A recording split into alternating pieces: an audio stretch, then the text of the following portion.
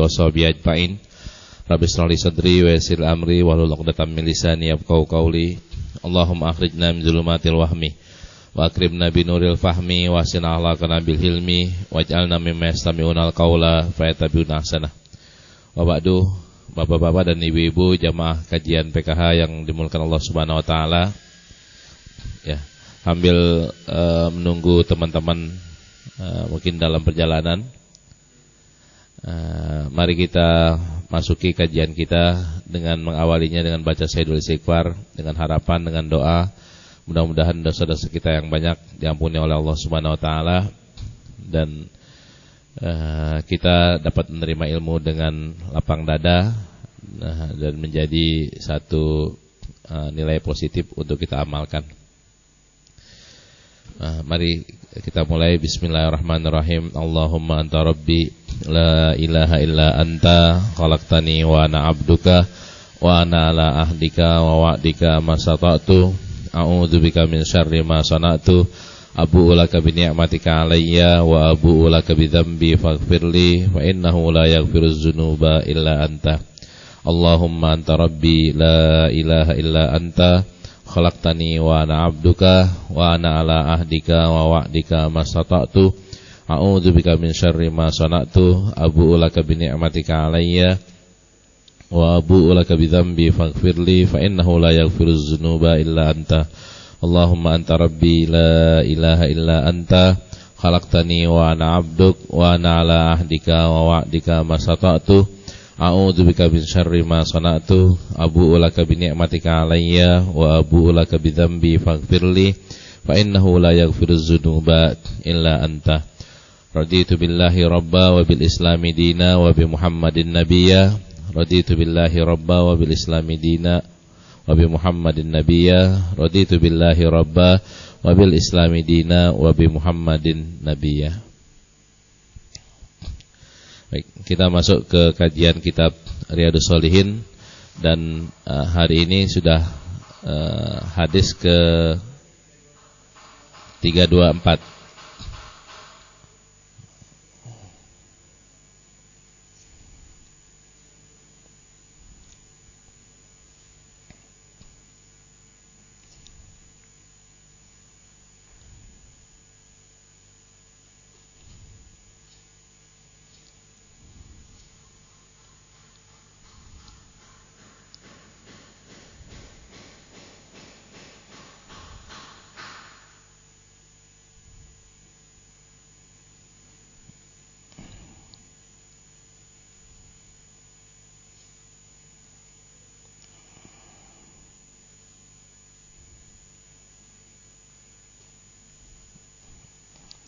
Babnya masih bab birrul walidain ya. Yang 324-nya sudah dibaca atau udah ya? Ya, ini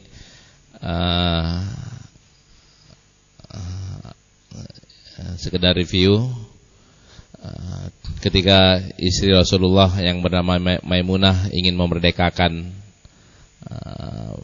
budaknya, ternyata Rasulullah menyarankan jangan dimerdekakan, akan tapi dikasih aja saudaranya. Biar apa? Mungkin saudaranya bisa menjadi perlu pembantu, maka bisa dijadikan pembantu. Nah, ini kalau ingin diperdebatkan, apakah ini nggak jadi masalah nih? Nggak jadi masalahnya, kenapa Rasulullah nggak nyuruh memerdekakannya aja? Babnya kan lagi bab silaturahim. Di bab yang lainnya Rasulullah suruh merdekakan, di bab yang lainnya Rasulullah suruh jangan merdekain, kasih. Nah, ini membuktikan bahwa perbudakan dalam Islam di konsep awal itu masih tetap boleh. Di zaman Nabi Muhammad perbudakan masih dibolehkan, sekalipun ada saran untuk memerdekakan. Baik, itu yang kemarin. Yang sekarang kita sambung kajian kita. Bismillahirrahmanirrahim. Bil isnadil mutasili ila Abi Dzakaria Yahya ibn Syaraf An-Nawawi rahimahullah wa nafa'ana bi ulumihi fid dharaini amin. Wa an Asma binti Abi Bakar As-Siddiq radhiyallahu anha radhiyallahu anhuma qalat qadimat alayya ummi wa hiya musyrikah fi ahdi Rasulillah sallallahu alaihi wasallam. Fastaftaitu Rasulullah sallallahu alaihi wasallam. Qultu qadimat alayya ummi wa hiya raghibatun. Apa asilu ummi? Qala na'am sili ummaki. Muttafaqun alaih. Ini Imam Nawawi bilang wa qauluha raghibatun ay tami'atun indi tas'aluni syai'an. Kila kanat ummuha minan nasab wa kila minar radha'ah wa sahih al-awwal. Di hadis yang ini, hadis sahih riwayat Imam Bukhari dan Imam Muslim dari Asma binti Abu Bakar. Asma anaknya Abu Bakar. Beliau cerita dan itu ngadu ke Rasulullah. Ceritanya ibunya datang. Dan kondisi ibunya pada waktu itu adalah masih non-muslim, masih musyrik. Datang pengen minta bantuan, minta bantuan. Gimana nih, kasih atau enggak? Asma enggak berani bertindak. Beliau nanya dulu ke Rasulullah. Karena itu beliau bilang fastaftaitu Rasulullah sallallahu alaihi wasallam. Rasulullah jawabnya apa? Naam sili ummaki. Kasih, tetap jaga tali silaturahim kita kepada orang tua kita. Tetap ngasih, naam di sini artinya kasih apa yang dia minta, dan tetap jaga silaturahim kepada ibu kamu. Nah, ibunya siapa nih? Ibu benar atau ibu susu? Kan di zaman itu banyak ibu susu ya. Ada dua pendapat, ada yang mengatakan ibunya ibu benar, ibu nasab, ada ibu susu. Nah, Imam Nawawi bilang yang lebih tepat adalah ibu nasab. Nah, berarti ibunya Abu Bakar musyrik dong. Istrinya Abu Bakar musyrik. Ada istilahnya Abu Bakar ada yang dinikahi setelah hijrah, ada yang sebelum hijrah. Ada yang kalau Ummul Fadl itu muslim. Ya. Yang paling awal ibunya tetap musyrik dan tidak terdeteksi bahwa masuk ke Islam. Kalau bapaknya Abu Bakar musyrik sampai usia lebih daripada 80 tahun, masuk Islamnya Fatu Mekah. Masuk Islamnya dari ujung banget. Tapi kalau istrinya ini yang diceraiin masih musyrik, nanti nikah lagi dengan yang muslim. Ini Abu Bakar, ibunya Abu Bakar itu muslimah. Bapaknya lama muslimnya, baru kemudian nanti di ujungnya muslim. Nah, kok Abu Bakar bininya ada yang musyrik? Inilah problem perjuangan, Pak. Rasulullah pamannya berapa biji kan gitu, berapa orang? Mantunya Rasulullah juga musyrik ya. Baru nanti di ujung baru masuk Islam. Abu Bakar pun kayak begitu, Umar pun kayak begitu. Dan ini membuktikan bahwa jadi sahabat Nabi nggak gampang. Kan dikira gampang, enak ya. Ada Rasulullah semuanya beres gitu. Dan ternyata kan nggak seperti itu. Ada perjuangan-perjuangan yang harus diperjuangkan dan itu butuh pengorbanan banget gitu. Nah, kalau umpamanya kita kan alhamdulillah bapak kita muslim, ibu kita muslim, kakak kita, adik kita muslim, anak kita muslim, kan enak ini perjuangannya. Nah, ternyata Abu Bakar perjuangannya sulit seperti ini.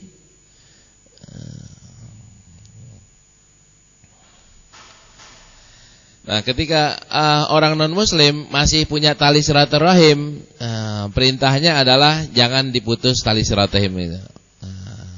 Nanti batasannya sampai kapan? Dia minta doa selama dia masih hidup, doain. Tapi kalau dia udah meninggal, jangan doain soal maghfirah. Jangan doain mudah-mudahan dia masuk surga. Jangan doain begitu. Karena batasannya adalah meninggal. Ketika sekarang ini kita doain teman kita yang Kristen, boleh atau tidak? Boleh. Doa apa yang terbaik? Doanya hidayah dulu. Kalau minta doain rezeki gimana? Doain rezeki plus. Ya Allah, mudah-mudahan teman saya ini Engkau luasin rezekinya dan Engkau juga kasih petunjuk. Jadi mudah-mudahan dia dapat jodoh, mudah-mudahan dengan mendapat jodoh dia masuk Islam. Ngomongnya apa permintaannya diplusin. Plus hidayah. Hidayahnya itu dalam bentuk yang kayak gimana? Kalau umpamanya teman kita nih namanya John atau siapa, kita doain gitu. Mudah-mudahan kamu dapat hidayah, kan dia enggak mau. Kamu aja yang masuk ke agama saya, jangan saya masuk ke agama kamu. Kan dia kan masih yakin. Tapi kalau umpamanya kita doainnya adalah dibalik, lo kan masih melarat gitu. Saya doain dah supaya dapat rezeki. Boleh enggak doain dia dapat rezeki? Boleh. Boleh, ya Allah, ini teman saya miskin atau belum punya rumah, berikanlah dia rezeki. Itu kan bukan yang hal yang diharamkan oleh Allah. Tapi etika doanya adalah kita tambahin itu. Selain rezeki, mintain juga hidayah. Islam. Tapi kalau maunya udah meninggal, doain dong. Semoga dia diterima di sisi Tuhan. Nah, ini udah nggak bisa. Udah nggak boleh. Kalau lagi hidup minta diampunin boleh atau enggak? Kan enggak bisa. Enggak bisa diampunin. Mintanya bukan diampunin, akan tapi minta di pintu hidayahnya. Ntar kalau udah dapat pintu hidayah, langsung diampunin atau tidak? Jos, Pak. Nah, ketika dikonversi antara dia langsung masuk Islam, itu blast, itu semuanya hapus. Semua dosa-dosa ketuhanannya itu hapus. Tinggal dosa kemanusiaannya aja yang enggak. Dosa antar manusia tidak terhapus, tapi dosa terhadap Allah itu kehapus.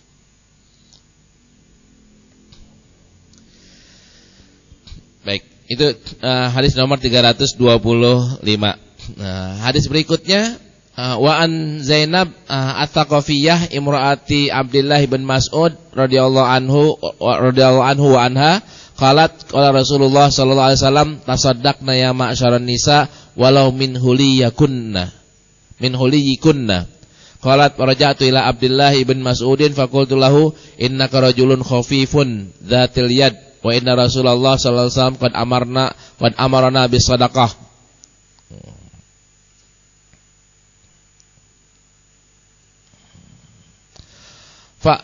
Fa'tihi fas'alhu fa in kana dzalika yuzzi'u anni wa illa sarabtuha ila ghairikum. Faqala Abdullah balitihi anti fantalaqtu fa idza imratun minal ansar bi babi Rasulillah sallallahu alaihi wasallam hajatuha wa kana Rasulullah sallallahu alaihi wasallam qad ulqiyat alaihil mahabah fa kharajat alaina Bilal faqulna lahu i'ti Rasulullah sallallahu alaihi wasallam fa akhbarahu anna imra'ataini bil babi tas'alanika atuzzi'u shadaqatu anhuma ala azwajihima wa alal aitami fi hujurihima wa la tukhbirhu man nahnu. Fadakhala Bilalun ala Rasulillah sallallahu alaihi wasallam fasalahu faqala lahu Rasulullah man huma qala imra'atun minal ansar wa Zainab faqala Rasulullah sallallahu alaihi wasallam ayyuz zayanibi hiya qala imra'atu Abdillah qala Rasulullah sallallahu alaihi wasallam lahuma ajrani ajrul qarabati wa ajrus sadaqah muttafaqun alaih. Ini etikanya bertanya, etikanya menemui Rasulullah sallallahu alaihi wasallam. Selain perintah yang disampaikan oleh Rasulullah sallallahu alaihi wasallam. Ini dari Zainab at-Thaqafiyah, istrinya Abdullah bin Mas'ud. Abdullah bin Mas'ud kan orang yang termasuk 10 pertama yang masuk Islam.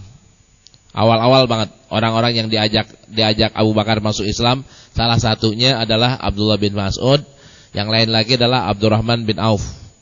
Itu yang ngajakin masuk Islam Abu Bakar. Abu Bakar ngajakinnya masih di awal sekali. Nah kan Ibnu Mas'ud termasuk minas sabiqinal awwalin, dari kelompok-kelompok pertama. Bahkan kalau dihitung-hitung bisa menjadi 10 orang pertama yang masuk Islam. Ini Abdullah bin Mas'ud. Nah, bininya Zainab dengar Rasulullah SAW bilang, tasaddaqna ya ma'syaran nisa walau min huliyikunna. Sedekah kepada walau harus jual atau lepas kalungnya, lepas gelangnya, lepas cincinnya. Nah, mau dilepas langsung silahkan, mau dijual juga terus disedekahin silahkan. Kenapa kok di sini walau min huliyikunna? Ceritanya ada beberapa versi. Salah satunya adalah karena Rasulullah baru aja dikasih lihat neraka. Rasulullah dikasih lihat neraka, ternyata penghuni neraka kebanyakan perempuan. Nah, Rasulullah nggak kepengen kaum perempuan ini, terutama yang beliau kenal, ini masuk ke neraka. Bebasin nih dari neraka. Cara bebasinnya pakai apaan? Salah satu di antaranya adalah dengan cara sedekah. Sedekah kayak gimana? Saya nggak punya duit. Ente kan udah dibeliin gelang sama bini sama laki ente. Ya udah tuh lepas gelangnya. Kan udah dibeliin cincin sama lakinya. Terlepas tuh cincinnya. Aneh lah cincin wala gelang mas. Gimana kalau lah cincin wala gelang wala yang lainnya? Kayaknya nggak ada. Yang di sini semuanya pada dikasih sama lakinya banyak hal. Nah, nanti kan di riwayat yang lainnya kalau nggak punya gelang, nggak punya emas, nggak punya apa, walau bisiki tamar, walau dengan sebutir kurma. Sama Rasulullah juga bilang ya ma'syaran nisa. Ujungnya itu kata-kata hadisnya itu sama. Nah ini membuktikan yang punya makanan silahkan pakai makanannya walau dengan sebutir kurma, yang punya gelang silahkan lepas gelangnya. Yes. Nah, beliau cerita nih Zainab, farajatu ila Abdillah. Dia pulang ke rumah lakinya, terus diminta nih supaya lakinya nyedekahin buat dia sama buat keluarganya. Terus kalau Abdullah bin Mas'ud bilang, kalau emang boleh buat inti, ana keluarin, kalau enggak ana lepas kepada orang lain. Boleh enggak sedekah kepada bini? Terus Abdullah bininya bilang, udah inti yang nanya. Suaminya bilang, jangan aneh, inti aja yang nanya. Nanya ke Rasulullah. Berarti perempuan boleh enggak nanya ke Rasulullah? Boleh. Terus dia pergi dah, pantalaktu fa idza imratun minal ansar bi babi Rasulullah. Ketika Zainab ini menemui Rasulullah, mau ke rumahnya Rasulullah, tahu-tahu di depan pintu udah ada orang lain yang sama hajatnya. Kalau Zainab ini orang Mekah, kalau yang ini yang lagi udah nungguin duluan orang Madinah, orang Ansar. Hajatnya sama. Terus akhirnya yang keluar siapa? Yang keluar Bilal. Mereka nyebutin dah hajat kami gini, tanyain dah ke Rasulullah. Tapi jangan bilang ya siapa kami. Yang nanya siapa jangan bilang, malu gitu kan. Malu nanyanya kayak begini. Akhirnya dibilangin sama Bilal apa yang dia inginkan. Rasulullah komentarin, manhuma, siapa yang nanya tuh dua-duanya? Bilal jawab, imra'atun minal ansor wa Zainab, seorang dari Ansor, dan yang satunya lagi Zainab. Zainab yang mana kata Rasulullah? Ayyuz zayani bihiya, Zainab yang mana? Zainab yang bininya Abdullah bin Mas'ud. Apa kata Rasulullah SAW? Lahuma ajroni, bagi keduanya dua double ya, double sedekah kepada keluarga itu double, ajrul qarabah wa ajrus sedekah, pahala qarabah, pahala silaturahim dan pahala sedekah. Ini dan ini pertanyaan ayyuz zayanibi ini menunjukkan bahwa nama yang paling populer di kalangan sahabiat itu adalah Zainab.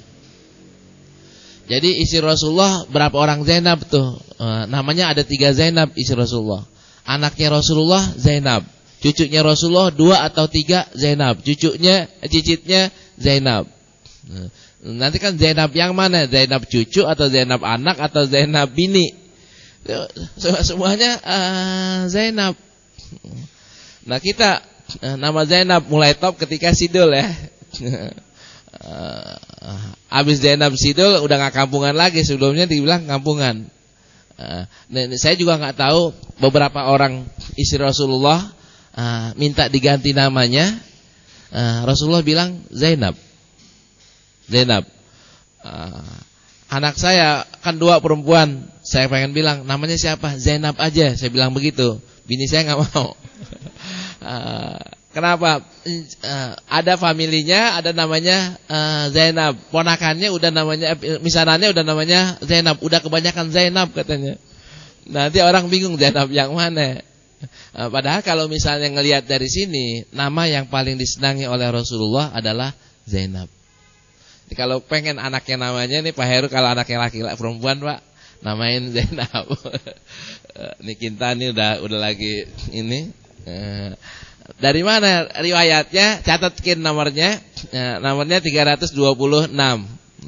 Yang pengen punya cucu ya, nanya nanya mak, kakek atau bapak, namain siapa nih cucunya nih? Kalau laki-laki namanya silahkan, perempuan namanya Zainab. Kenapa kayak gitu? Karena Rasulullah senang banget dengan nama Zainab. Nah, di fikih yang lainnya, sedekah sama keluarga itu punya nilai 2. Punya nilai 2. Nilainya ini baik yang anak walon gimana? Anak walon kan anak orang. Sama bini dianggap sedekah atau tidak? Sedekah. Di riwayatnya kita udah baca ya. Suapan nasi yang dikasih ke bini kita itu merupakan sedekah dari laki. Oh, ini bukannya nafkah, iya, nafkah juga, sedekah juga. Maksudnya kan ada pahala di situ.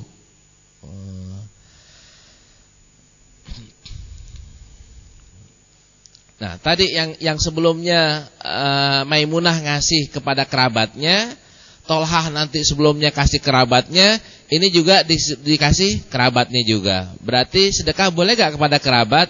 Boleh. Nanti ada perbedaan. Kalau zakat gimana? Kalau zakat ketentuannya lebih kaku dibanding sedekah. Zakat sudah asnafnya sudah dikasih tahu, tapi kalau sedekah lebih fleksibel. Geser kanan, geser kiri boleh, tapi kalau zakat agak sedikit kaku, orang-orangnya tertentu. Zakat kepada bini boleh atau tidak? Nggak boleh. Zakat kepada anak boleh atau tidak? Nggak boleh. Anak saya miskin? Nggak boleh. Karena anak udah menjadi tanggungan. Kalau sedekah kepada anak boleh atau tidak? Boleh. Sedekah kepada bini? Boleh.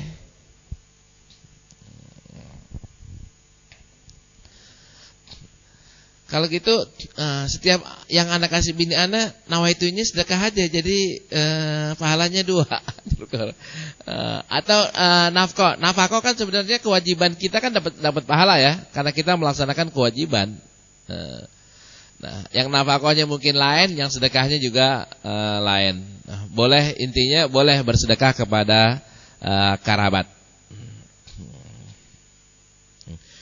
Di hadis berikutnya, wa Abi Sufyan Sa'ar ibn Harb radhiyallahu anhu fi hadisi tawil fi qissati Hirakal anna Hirakal qala li Abi Sufyan pamadza ya'murukum bihi, yakni Nabi sallallahu alaihi wasallam qala qultu yaqulu ubudullaha wahdah la wala tusyriku bihi syai'a wa truku ma yaqulu abaukum wa ya'muruna bis salat wasidq wal afaf wasilah. Ini Abu Sufyan masih non muslim ketika berdagang ke Syam. Beliau ketemu sama penguasa Romawi, Herakl. Kalau bahasa Indonesianya Heraklus ya. Ini ditanya Ditanya siapa yang paling dekat kekerabatannya dengan yang ngaku nabi? Apakah di antara di kampung inti ada yang ngaku nabi? Iya. Siapa di antara kalian yang paling dekat kerabatnya? Abu Sufyan bilang saya. Nah, ditanyalah apa yang disuruh oleh nabi orang yang ngaku nabi ini. Abu Sufyan cerita yang disuruh oleh yang ngaku nabi ini adalah untuk menyembah Allah, jangan menyekutukannya. Hanya untuk menyembah Allah saja tanpa menyekutukannya dengan apapun juga. Terus watruku ma yaqulu abaukum. Ninggalin keyakinan-keyakinan mitos-mitos yang ada di kuping kita yang sumbernya adalah nenek moyang. Mitos-mitos itu dibuang. Terus yang disuruh yang lainnya adalah sholat, jujur, sederhana, dan nyambung tali silaturahim. Nah, bab kita yang disuruh kan yang ini, menyambung tali silaturahim. Berarti menyambung tali silaturahim itu merupakan ajaran awal dari Nabi kita Muhammad sallallahu alaihi wasallam. Kalau yang lain kan banyak yang nanti hukum rajam atau hukum qisas, hukum macam-macamnya itu nanti baru ini. Hukum miros. Miros juga bukan sekarang, nanti.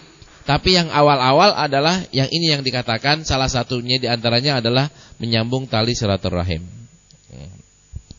Sampai di awal udah disuruh, di akhir juga tetap disuruh. Nah, ini menunjukkan bahwa silaturahim merupakan inti atau ajaran-ajaran Rasulullah yang asas. Karena dari awal sudah disuruh.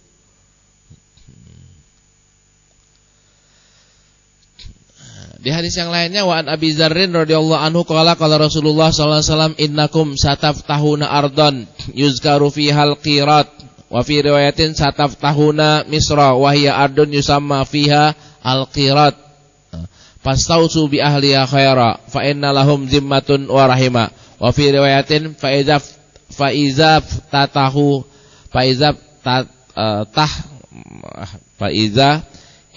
tatahtumuha, susah banget. Fa'asinu ila ahliha fa inna lahum zimmatun wa rahimah au qala zimmatun wa sihra, rawahu Muslim. Ini ada naba ya, ada kabar dari Rasulullah yang belum terjadi. Apa kabarnya? Rasulullah dikasih tahu bahwa nanti orang Islam akan menguasai Mesir. Ketika menguasai Mesir, nanti dia akan menguasai satu daerah namanya Qirat. Nah, ketika kita menguasai sana, di situ kan mereka masih Nasrani. Rasulullah bilang, kalau sampai ente udah nyampe sana, menguasai sana, pastausu bi ahliha khaira. Baik-baik sama orang situ, jangan kasar-kasar. Kenapa kok jangan kasar-kasar? Fa inna lahum zimmatan wa rahima. Mereka punya tali ikatan jadi ahli zimmah. Yang kedua, mereka juga punya ikatan tali silaturahim. Dalam bahasa yang lainnya, ini nih zimmatan wa sihra. Ada zimmahnya, ada sihronya, besan. Kalau sihro bahasa kitanya, besanan ada. Dari mana besannya? Dari Maria Kiptiah. Maria Kiptiah kan orang Mesir. Jadi orang kampungnya Maria Kiptiah kan Kipti. Kipti sekarang masih ada tuh, Butlus Goli itu agamanya kan Kristen Kipti. Itu kampungnya kira-kira sama dengan Maria Kiptiah. Nah, Rasulullah bilang jangan kasar sama orang kampung situ.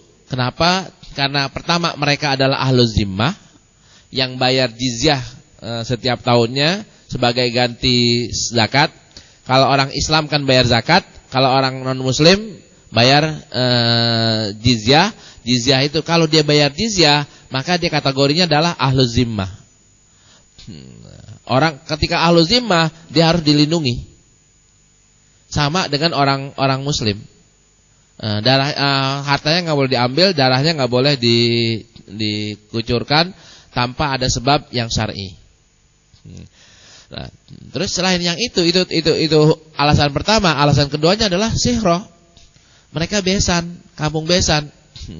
Kalau orang Betawi dulu, itu kampung besan aneh, ente jangan macam-macam di kampung situ. Kalau ente macam-macam di kampung situ, sama dengan ente berhadapan sama aneh.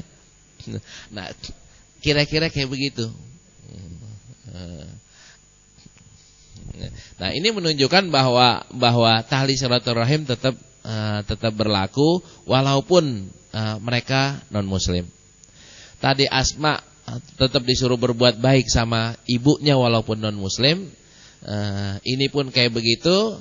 Nah, dalil besarnya kan dalil surat Luqman ya. Ya bunayya la tusyrik billah inna syirka la dzulmun adzim wa wasainal insana biwalidaini hamalatu ummuhu wahnan ala wahni wa fisalu fi amaini aniskurli walidaik ilayal masir wa in jahadaka ala an tusyrika bi ma laysa laka bihi ilmun fala tuti'huma wa sahibhuma fid dunya ma'rufa. Ini kan kata-kata wa sahibhuma fid dunya ma'rufa, artinya kan tetap jaga tali silaturahim.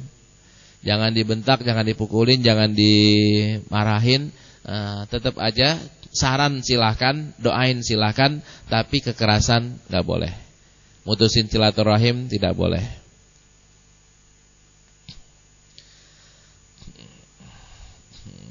Nah, besannya dari mana nih? Imam Nawawi bilang besannya Maria Kiptiah.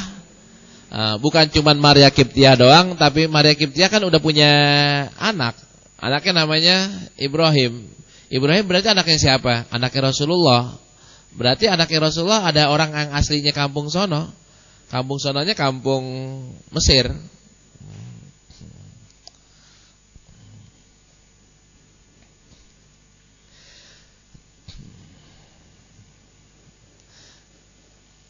Kalau orang dulu ada kebiasaannya cakep, kalau mampir kemana, disuruh bawa gegawanan. Ini cakep. Mau kemana? Mau ke Bandung gitu. Lewat mana? Lewat Cikarang atau lewat mana? Udah kan itu nyambung ada encing lu di situ. Udah mampirlah, bawain apaan Ki? Bawain. Ini kebiasaan yang bagus banget. Sekarang udah jarang ya.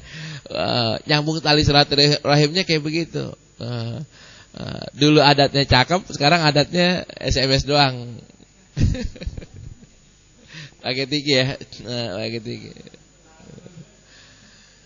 Ya Allah. Nah, kepedulian terhadap keluarga, apakah hanya dalam bentuk materi atau dalam bentuk yang lain? Tadi yang materi sudah ya, sedekah kan materi, uang kan materi, terus ini juga materi, keamanan juga sudah. Nah, hadis yang berikutnya ini bukan materi lagi. An Abi Hurairah radhiyallahu anhu qala lama nazalat hadil ayah wanzir ashiratakal aqrabin da'a Rasulullah sallallahu alaihi wasallam Quraisyan fajtama'u fa amma wa khassa wa qala ya bani abdi Samsin ya bani Ka'ab ibn Lu'ay ankizu anfusakum minan nar ya bani Murrah ibn Ka'ab ankizu anfusakum minan nar ya bani Abdi Manaf ankizu anfusakum minan nar ya bani Hashim ankizu anfusakum minan nar ya bani Abdul Muttalib ankizu anfusakum minan nar ya Fatimah ankizi nafsaki minan nar fa inni la amliku lakum minallahi syai'a ghaira anna lakum rahiman wa rahiman sa'abulluha bibilaliha rawahu Muslim. Qauluhu sallallahu alaihi wasallam bibilaliha wa bi fathil ba'i ats-tsaniyah wa kasriha wal bilal alma wa ma'nal hadis sa'asiluha sabbaha qati'ataha bil halarati nutfaun bil ma'i wa hadhihi tubarradu bisilah. Ya. Ketika ayat wanzir ashiratakal arabin, ingetin tuh keluarga ente. Keluarga ente, Rasulullah melaktekin ini, Rasulullah ngamalin perintah dalam Al-Quran di surat Asy-Syu'ara ini. Dengan apa? Beliau panggil tuh orang-orang Quraisy. Orang-orang Quraisy kan masih akribanya, karena Rasulullah kan nasabnya kan dari Quraisy. Dipanggil. Ketika pada ngumpul, Rasulullah ada yang disebut namanya, ada yang disebut secara umum, ada yang disebut secara khusus. Dibilanglah sama Rasulullah, wahai Bani Abdi Syams, wahai Bani Ka'ab bin Lu'ay, ankizu anfusakum minan nar. Bebaskan, merdekakan diri kalian dari neraka. Rasulullah panggil lagi, ya Bani Murrah bin Ka'ab, ankizu anfusakum minan nar. Wahai Bani Murrah bin Ka'ab, ankizu anfusakum minan nar. Tambah lagi, ya Bani Abdi Manaf, ankizu anfusakum minan nar. Sama isinya ya. Isinya adalah merdekakan atau bebaskan atau hindari, jauhi diri kalian dari api neraka. Ya Bani Hashim, ya Bani Abdul Muttalib, yang khusus adalah ya Fatimah, ke anaknya, ya Fatimah, ankizi nafsaki minan nar. Wahai Fatimah, bebasin ente, bebasin diri inti dari api neraka. Kenapa kayak gitu? Fa inni la amliku lakum minallahi syai'a. Saya enggak bisa intervensi kalau udah Allah mutusin. Saya enggak bisa intervensi. Di sini berarti syafaat enggak ada dong. Rasulullah bukan dikasih syafaat. Syafaat Rasulullah terbatas, Pak. Syafaat Rasulullah batasannya adalah sampai batasan maksimal, hanya meringankan kalau dia non-muslim. Kalau dia muslim bisa sampai mengeluarkan, tapi kalau dia non-muslim enggak. Nah, kalau umpamanya siapa nih? Abu Lahab, Abu Jahal, bahkan Abdul Muttalib ya, Abdul Muttalib. Apakah syafaat Rasulullah berlaku? Berlaku, tapi tidak sampai mengeluarkan.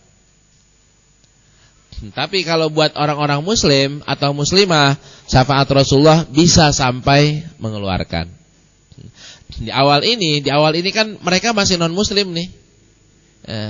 Masih non-muslim. Rasulullah bilang, ankizu anfusakum minan nar. Merdekakan dengan apa? Masuklah Islam. Kan ini awal-awal banget ya. Masih awal-awal, masih di Mekah.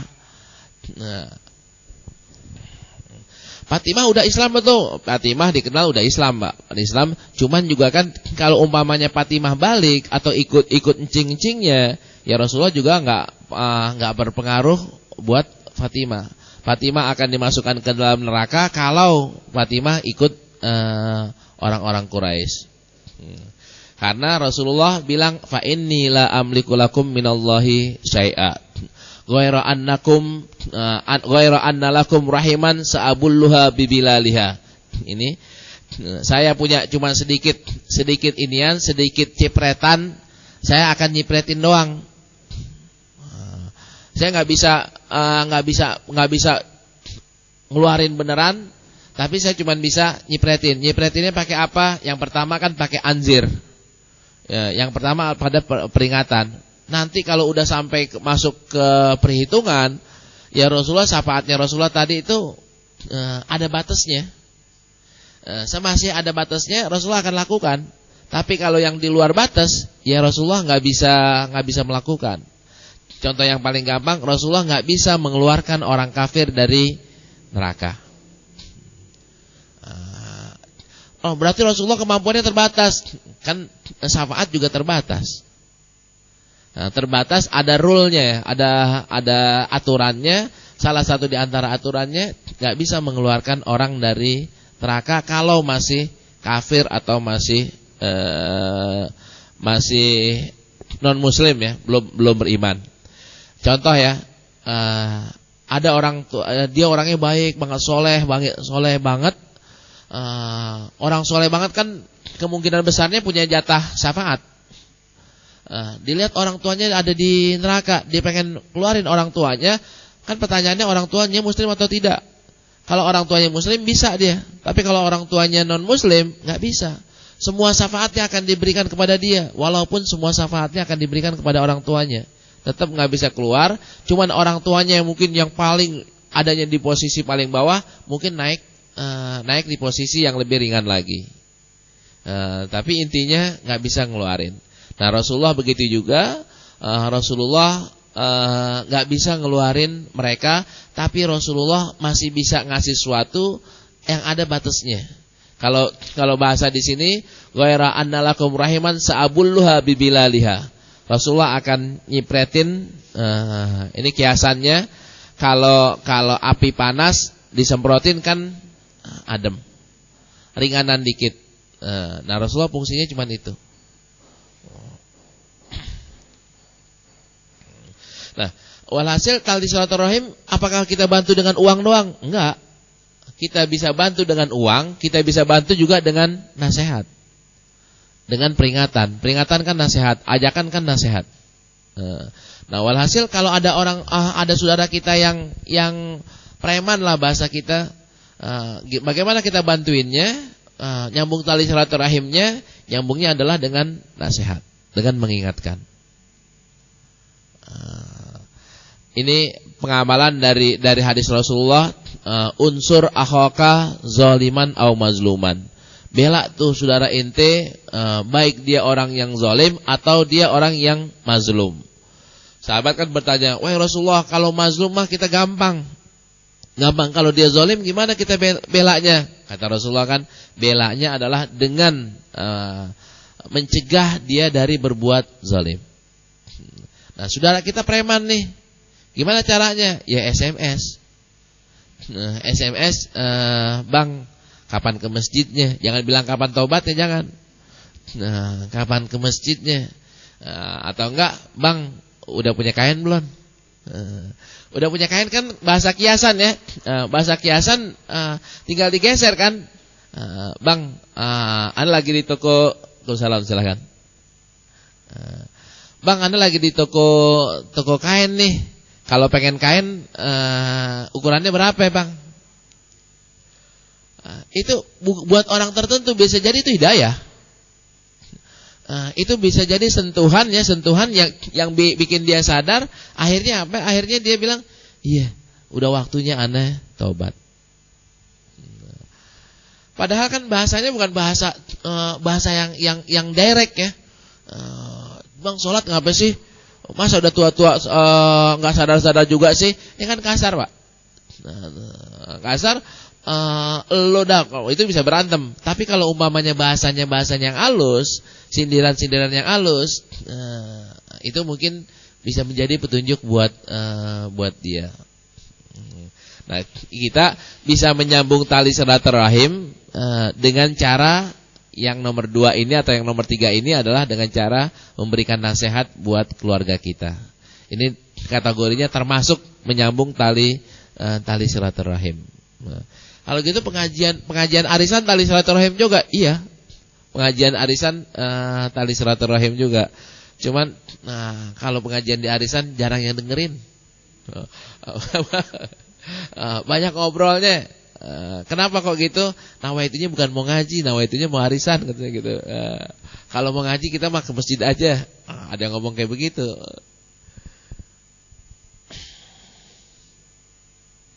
Iya. Nah, kalau teman-teman suka ngisi atau boleh ngisi ya di pengajian keluarga, materi apa yang diisi? Materi selangkah lagi masuk surga udah bisa tuh. Tinggal ini aja, tinggal modalnya slide sama laptop. Kalau nggak pakai laptop sudah pakai handphone aja. Pakai handphone kan bisa digeser-geser. Udah, wanzir asiratakal akrobin ini. Tadi subuh saya ngisi di Kelapa Gading, salah satu jamaahnya bilang, "Ustaz, saya beli selangkah lagi 20 biji gitu ya." Beliau beli 20 biji di pameran, dianterin dari Al-Mahira, dianterin. Itu teman-teman saya kasih, pada girang anak saya semuanya saya kasih. Jadi 20 dibeli dikasihin ke inanya. Itu udah anzir asyiratal arobin atau belum? Udah. Iya. Kita ngasih hadiah nih.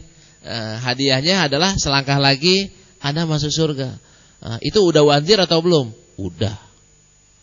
Nah, apalagi bahasanya kan jelas banget ya, bahasanya vulgar banget dan menohok banget. Selangkah lagi Anda masuk surga. Dilihat, ya ini harus sholat, ini harus zakat, ini harus ini. Dengan saya sholat belum, berarti kan saya harus sholat.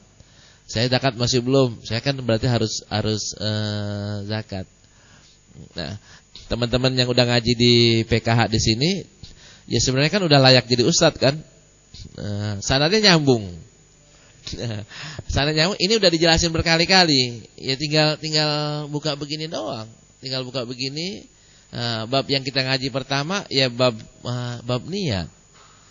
Sambung dengan bab perkuat iman. Bab ini dan terusnya. Logika berpikirnya udah nyambung ya. Karena saya kan konsepnya kayak gitu. Konsepnya sudah, tinggal sekarang antum tinggal transfer doang. Transfer ilmunya ke masyarakat, ke keluarga sendiri. Itu kalau udah masuk ke situ, maka kita udah ngamalin yang barusan. Udah masuk ngamalin yang di sini. Ya Bani Abdul Muthalib, ankizu anfusakum minan nar. Ini kan gini. Kalau bahasa saya ya Bani Fatullah, ya Bani Abdul Mughni. Ya Bani Abdul Mughni kalau ceramahnya di arisan keluarga Guru Mughni kan ngomongnya ya Bani Abdul Mughni. Nah, bapak-bapak dan ibu-ibu ceramahnya di mana? Ya Bani siapa dah tuh dah? Ya Bani siapa? Ankizu anfusakum minan nar.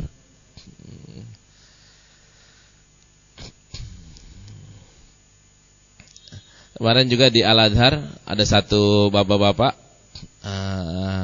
Pak saya beli lagi satu buku, karena kemarin bapak udah beli, ya anak saya ulang tahun saya kasih hadiah, ada ulang tahunnya, selangkah lagi Anda masuk surga.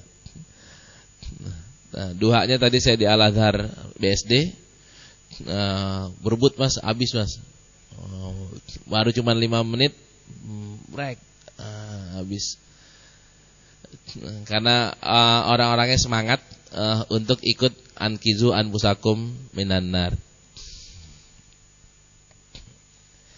Baik. Nah, teman baik kita, kerabat baik kita yang kita cintai, salah satu di antara nasihatnya boleh dihadiah lewat buku yang menohok gitu, Pak. Nah, kalau buku Arba'in hafalan kan ini bukan ankizu nih yang ini. Nah, tapi kalau yang ini ankizu.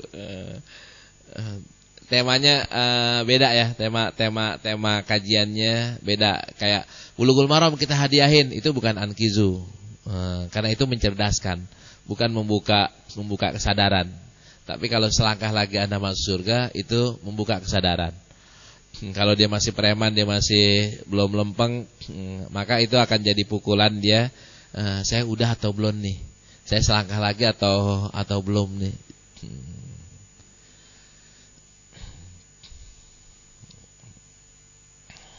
Baik.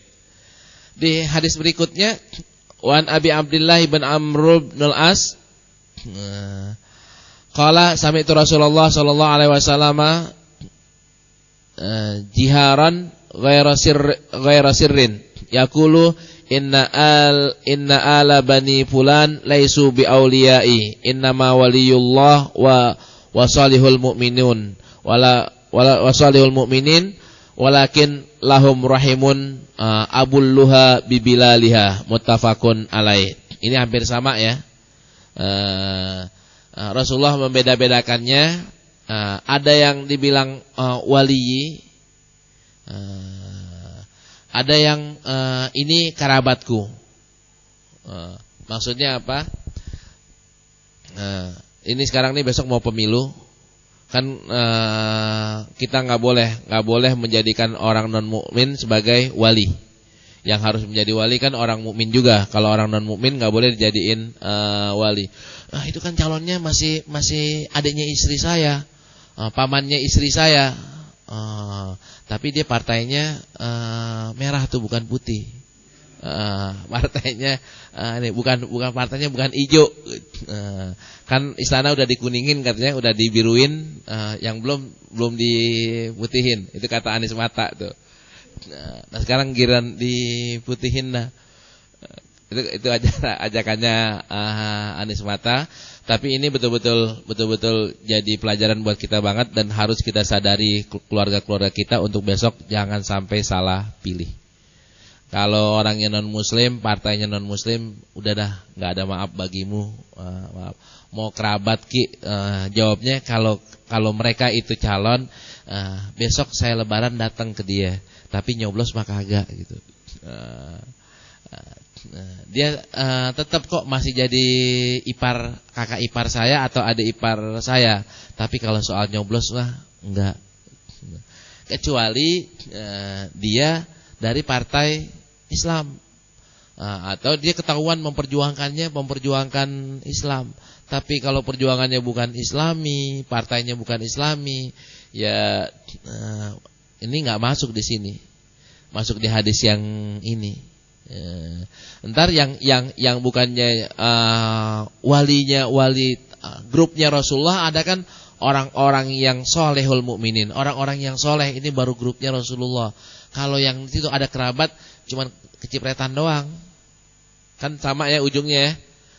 Abul luha bibilaliha sama dengan yang di atas, saabul luha bibilaliha. Nah ini Imam Nawawi bilangin ini cuma dapat cipretannya doang. Kita nggak ini. Kalau lebaran Anda datang, kalau ente mau mau pinjem duit Anda pinjemin. Kalau ente mau datang ke rumah Anda siapin gado-gadonya sama lontongnya sama apa. Nggak ada kunciin pintu, nggak ada. Artinya, tapi kalau disuruh nyoblos nggak ada. Nyoblos adalah masalah wala. Wala ini harus orang muslim, harus yang punya kepentingan Islami. Partainya yang mana silahkan kalian kita milih sendiri. Dan untuk strateginya, ini calon Jakarta Selatan ada yang bagus ya, Hidayat Nur Wahid umpamanya. Hidayat Nur Wahid. Kalau kita coblos Hidayat Nur Wahid, kebanyakan ntar didapatnya. Dia bakal jadi tuh, bakal jadi. Karena pengagum dia banyak, kader PKS juga banyak. Pilih yang lain. Maksud saya bukan pilih yang lain, jangan pilih Pak Hidayat, bukan. Tapi karena Pak Hidayat udah banyak yang nyoblos. Kalau kita semuanya milih Pak Hidayat, dia dapatnya banyak banget, kelebihan. Banjir. Yang ono nggak dapet. Nanti kita akhirnya yang calon kita cuman satu. Dari jatah Jakarta berapa, calon kita Pak Hidayat doang. Nah, saya bukannya saya nggak setuju Pak Hidayat dicoblos, saya nggak. Saya setuju sekali. Tapi kalau umpamanya kita semuanya pada nyoblos beliau, jatah yang lainnya itu nggak kebagian. Nah, karena itu saya kepengen mintain sama keluarga saya, jangan coblos Pak Hidayat, bukan karena dia tidak layak, tapi supaya yang lainnya dapat. Kalau yang timur nggak apa-apa, coblos tuh Al-Khotot. Dari P3, dari PBB dia, dari Partai Bola Bintang. Mudah-mudahan dia jadi gitu. Dia jadi, perjuangannya udah jelas tuh. Nggak apa-apa. Kalau yang dari selatan siapa lagi? Saya belum baca iniannya. Yang dari selatan nih, yang orangnya ketahuan lempeng, ya salah satunya Pak Hidayat Nur Wahid. Terus yang lainnya lagi siapa lagi? Ya reportnya aja. Kalau emang dia anaknya ketua umum, nggak usah. Dia bininya ketua umum, nggak usah. Perjuangannya ini bukannya kroni, bukannya keluarga, tapi kredibilitas. Jawab untuk kajian Riyadhus Shalihin.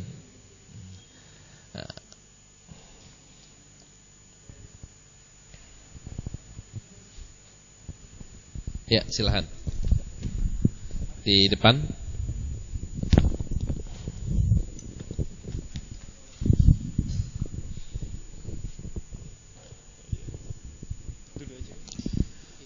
Ya, jadi silakan. Assalamualaikum warahmatullahi wabarakatuh. Waalaikumsalam warahmatullahi wabarakatuh. Terima kasih atas waktu yang telah diberikan. Jadi pertanyaannya pertama adalah, tentang sahabat Nabi Abdurrahman bin Auf. Ya. Yang saya ingin tanyakan adalah kualitas hadisnya. Apakah benar beliau adalah orang yang terakhir kali masuk surga dengan keadaan habuan, berangkak seperti itu? Iya. Yang kedua, dalam hadis riwayat Imam Muslim ada keterangan la tas'alu al-imarah, jangan meminta kepemimpinan. Iya. Lantas bagaimana dengan kontekstualisasi sekarang orang-orang pada mencalonkan diri? Iya. Demikian, wassalamualaikum warahmatullahi wabarakatuh. Iya. Itu hadisnya benar, Ustaz. Aisyah yang bilang gitu ke Abdurrahman bin Auf, dan bayarannya adalah ketika Abdurrahman bin Auf dengar Nabi pernah ngomong kayak begitu, dengarnya lewat Aisyah ya, bukan lewat langsung, maka Abdurrahman bin Auf menyumbangkan meku anfusakumnya tadi itu ya. Kalau sahabat yang lain kan cuma dari dari gelangnya, dari tamarnya, dari kormanya. Abdurrahman bin Auf seonta-ontanya. Hasilnya apa? Apakah hasilnya beliau itu paling terakhir lagi? Beliau kalaupun paling akhirnya dari kalangan sahabat ya. Kalaupun paling akhir dari kalangan 10 orang. Bukan kita daripada beliau, bukan Ustaz. Duluan beliau daripada kita, tapi dibanding sama 10 sahabat Nabi, itu mungkin Abdurrahman sopnya paling akhir. Nah, apakah yang termasuk bighairi hisab? Kemungkinannya iya.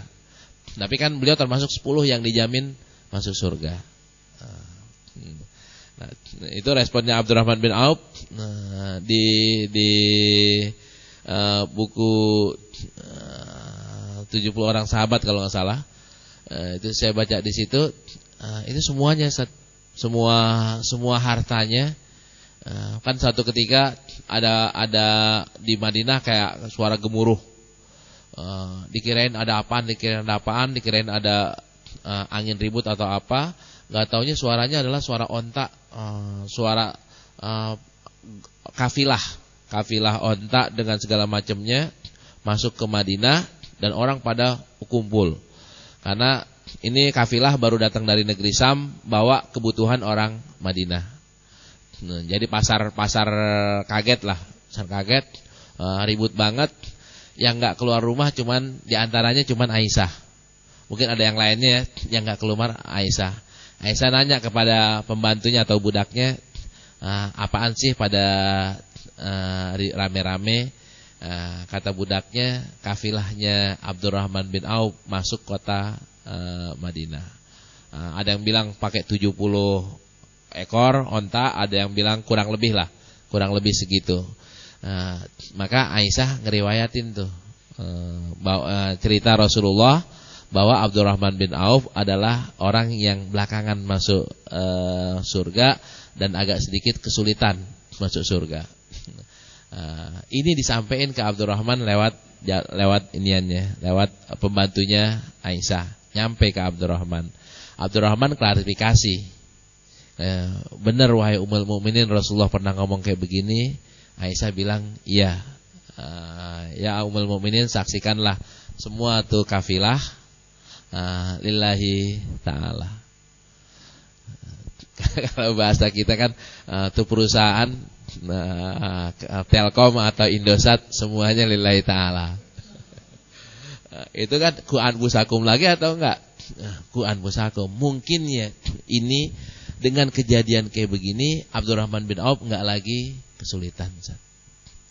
Enggak lagi kesulitan. Nah, jadi benerlah prediksinya Rasulullah atau naba ya nubuat yang disampaikan oleh Rasulullah bahwa Abdurrahman bin Auf termasuk ahli surga. Ya, jelas yang 10 dijamin masuk surga, tentu bukan orang yang terakhir. Dibanding Nabi 10 mungkin yang terakhir, sama seperti nabi-nabi mungkin yang paling akhir Nabi Sulaiman ya. Kenapa kok Nabi Sulaiman? Karena paling kaya. Tapi bukan berarti kita lebih dulu daripada Nabi Sulaiman. Nabi Sulaiman tetap paling dulu dibanding Rasul, ya beliau mungkin terakhir dibanding Rasul. Nah, Nabi Muhammad sendiri kan pertama, berarti kan Nabi Musa kalah, Nabi Isa kalah, Nabi Ibrahim ya, Nabi Ibrahim kalah, Nabi Adam juga kalah. Dan Nabi Sulaiman belakangan lagi.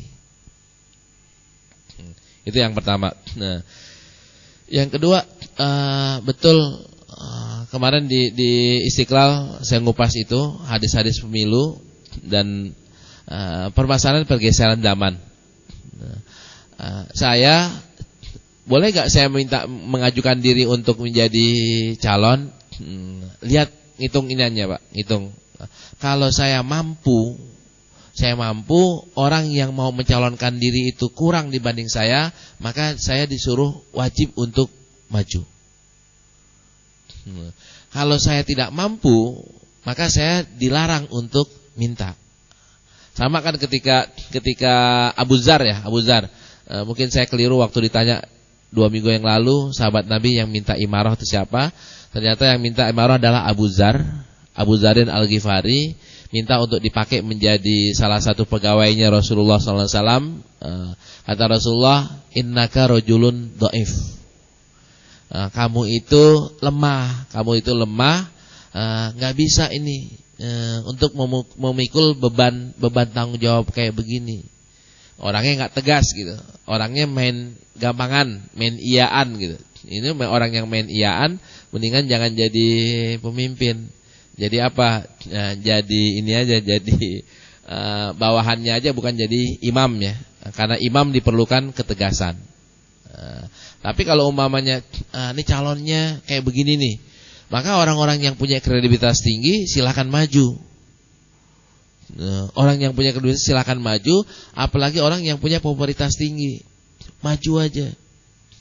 Maju, biar nyaingin siapa? Biar nyaingin JK.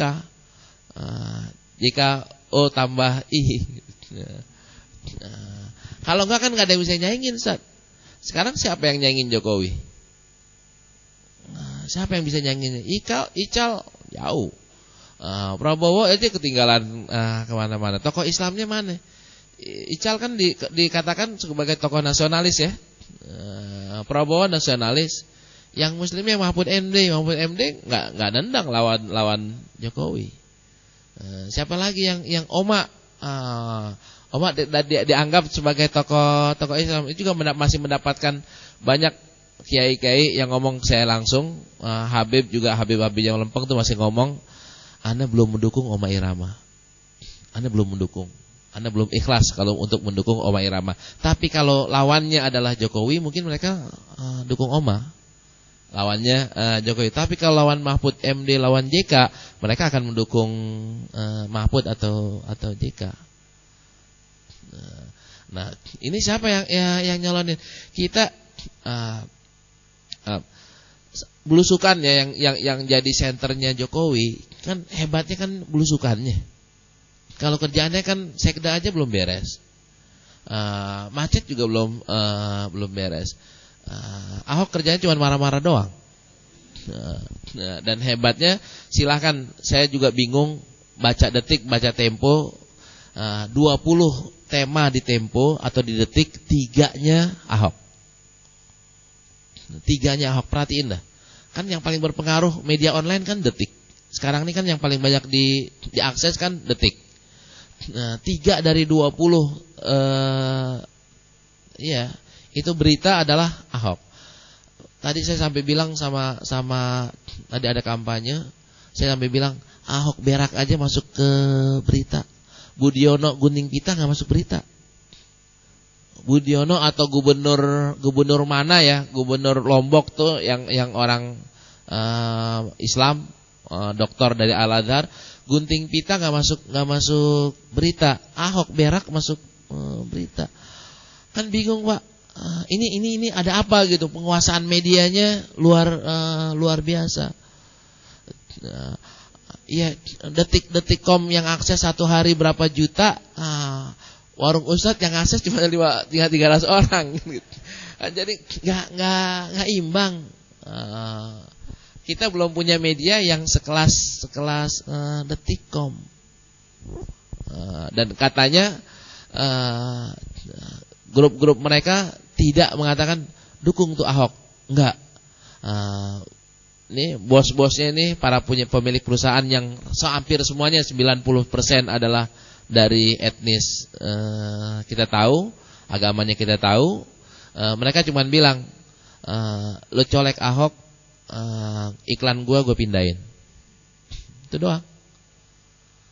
Lu colek Jokowi, iklan gue pindahin. Sekarang Detik, Tempo segala macam, hidupnya dari mana, Set? Dari iklan. Bahasa Betawinya lu colek ya. Lu ganggu tuh.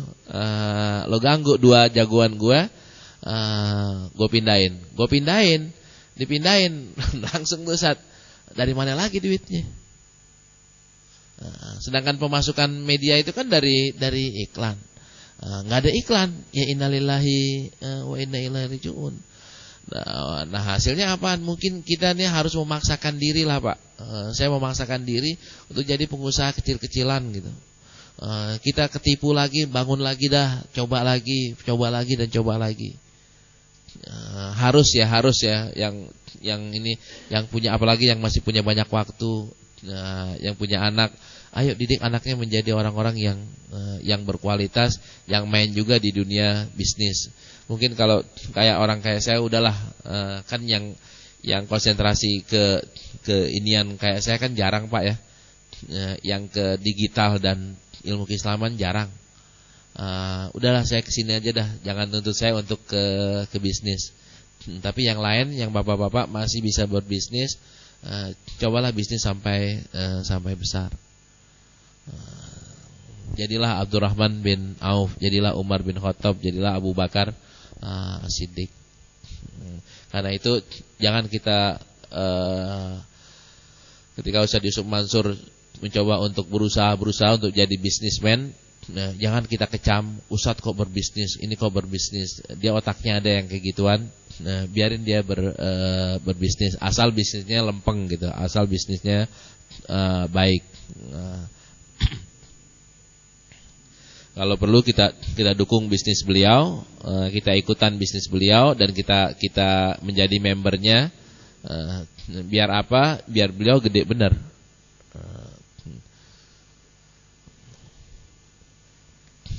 Baik. Nah, kita di PKH mudah-mudahan bulan Juli sudah menerima mahasiswa baru. Bulan Juli. Mahasiswanya ini dosennya udah ada. Kita bikin program 1 tahun untuk jadi ahli IT. 1 tahun di pesantren. Dan orangnya nggak banyak, cuma 10 orang. Insya Allah dibiayai oleh Basis DKI. Saya udah ikut rapat, kebetulan jadi ketua harian Dewan Pengawas. Saya paksain mereka di rapat anggaran. Setuju ya, ada semua pengurusnya datang, setuju, udah diketok palu, berarti tinggal pelaksanaannya doang. Pelaksanaannya, nah kita akan nyiapkan, kita pengen bikin syaratnya siapa yang ikut hafal Quran. Hafal Quran ntar jago IT. Mudah-mudahan ada Bill Gates muncul dari Cinegara gitu kan. Bill Gates baru atau siapa yang YouTube itu nama ininya, ya orang-orang kreatif di bidang IT muncul dari kita gitu, dari orang-orang Islam. Nah kita akan konsentrasiin banget dan saya bilang duit PKH dapat sumbangan sekitar 200 juta minimal ya, bukan minimal, lebih daripada 200 juta udah berapa bulan ini, per bulannya udah segitu. Nah kita akan sebagiannya untuk konsentrasi mempersiapkan orang, tapi di bidang IT. Boleh atau enggak, insya Allah ijtihad saya itu membolehkan ya. Uang sedekah yang 50.000 itu yang banyak diikutin oleh orang, itu kita akan salurkan diantaranya untuk mempersiapkan orang-orang yang hafal Quran dan nanti jago IT. Syukur-syukur dia bisa bikin program yang bagus banget gitu. Itu akan berpengaruh sebagaimana Twitter atau sebagaimana Facebook atau sebagaimana, nanti kan beda ya.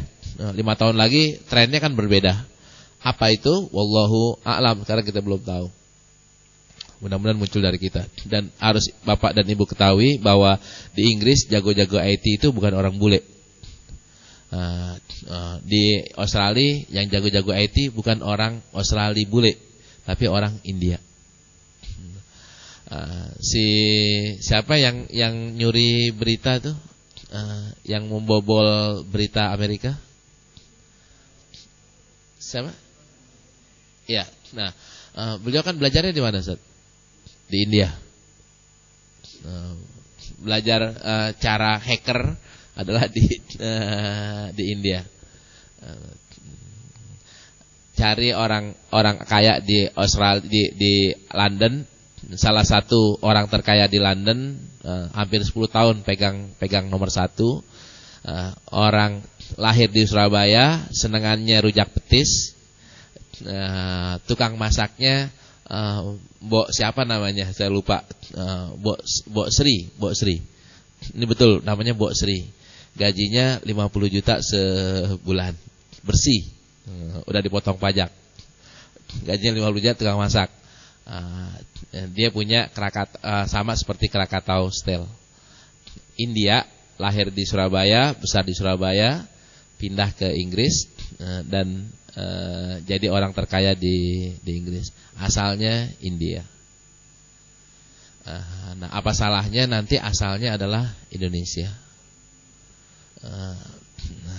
Punya ponakan, minat IT-nya tinggi, udah hafal Quran, kirimin orangnya ke kita.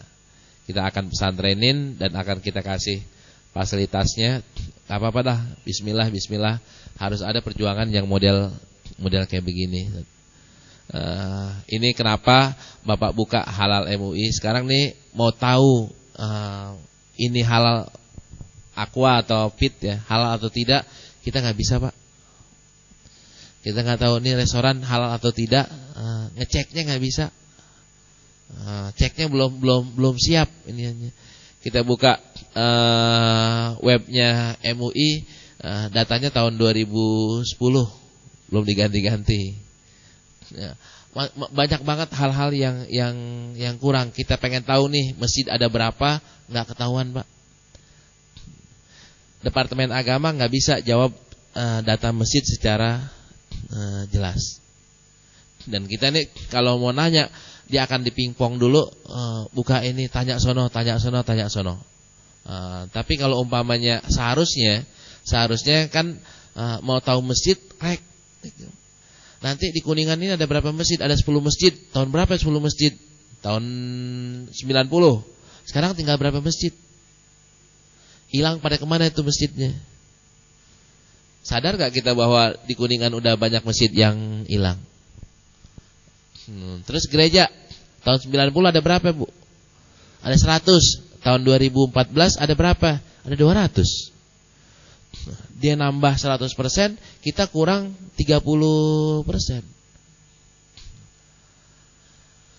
Datanya mana? Kan kita nggak punya data. Nah, tapi yang kita orang Meleknya, orang Kuningan, antum bisa ngelihat kan berapa masjid yang hilang di kawasan Kuningan aja. Dulu di kampung kita ada gereja, nggak ada. Habis itu mulai ada tambah berapa? Nah, ini informasinya kurang dan harus ada orang yang bela-belain di bidang ini. Harus ada orang-orang yang bela-belain. Duitnya dari mana? Kalau gereja kan supportnya kan gede banget, Ustaz. Supportingnya gede banget, dibela habis-habisan, didanain habis-habisan. Kitanya dananya mana? Itu tanpa dana kan nggak jalan. Bayar internetnya, bayar teknisinya kayak gimana? Nah, udah nanti dari PKH sebagiannya disalurin untuk yang itu. Toh untuk perjuangan Islam juga. Nah, doain mudah-mudahan kesadaran ini saya tetap istiqomah dan saya berjuangnya di bidang itu. Bukan di bidang duitnya sumbangin aja ke sini Pak dah. Buat ituan. Kita mikirin yang itunya. Bapak pikirin ekonominya, saya mikirin bidang yang lainnya. Baik, waktunya masih ada atau kita pindah ya? Harus pindah ke Bulughul Maram.